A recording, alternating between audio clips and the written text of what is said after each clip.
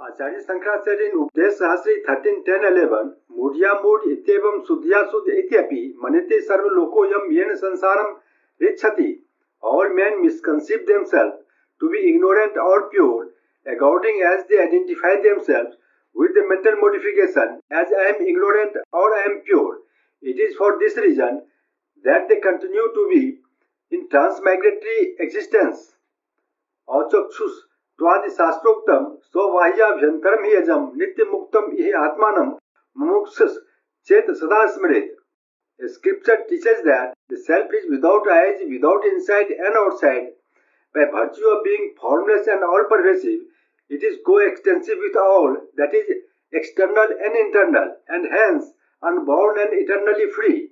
A seeker of liberation should always reflect thus. Vrindavanopusad 3.8.8 says, O sthul manva, O harsam, O dirgham, O lohitam, O sneham, O chayam, O tamo, O vaivan, O akasam, O sangam, O chakskam, O sotram, O bangmano, O tejaskam, O pranam, O mukham, O matram, O nantaram, O vahyam, no tad asnati kinchan, no tad asnati kasan.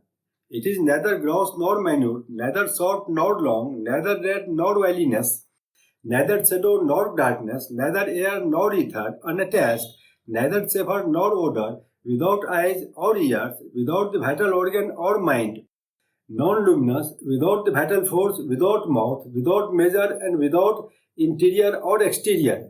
It does not eat anything, nor is it eaten by anybody. Verse 13:12 says, O chakshustvadi shastracha nendriyani slamama O prano hi amna subra eti cha arthavaneva. Due to teaching, without eyes, it is none that I have no sense organs. Without pran or mind, shining, thus teaches the Atharved. Mundaka Upanishad of Atharved 2.1.2 says, Dibyo hi amurta pursa. Svavahya vyantro hi aja, o prano hi amna subro, hi aksharat parta pada. The Brahman is self-effulgent and formless, coextensive with all that is external and internal, birthless, ageless, deathless, and imperishable, constant and fearless. It is without vital force and without mind. Brahman is aksharat partapada, higher than the higher maya. Shvetasthana Upanishad 2.3.19 says, Pasyati achakshu sa sunoti akarna. He sees without eyes and hears without the ears.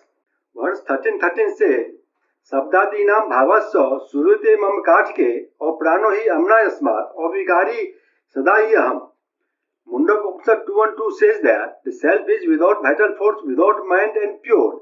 Katha Upanishad 1.3.15 says, O sabdam, O sparsam, O rupam, O vyayam, tatha orsam, nityam, O gandhavacya, anadi anantam mahatam param dhruvam, niyachya, tan mrityu mukhat pramuchite.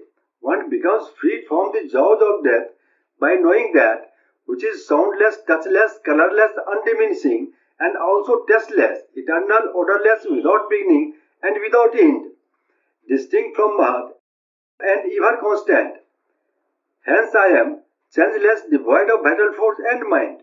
Verse 13, 14, 15 say, Vikshepo nasi tasman me no samadhis tato mama, Vikshepo va samadhir va mansa syad vikarina. Vikshep or unrestfulness and samadhi or profound concentration are properties of the mind, which is subject to change. As I am, as the self, devoid of mind, neither unrestfulness nor a profound concentration belongs to me.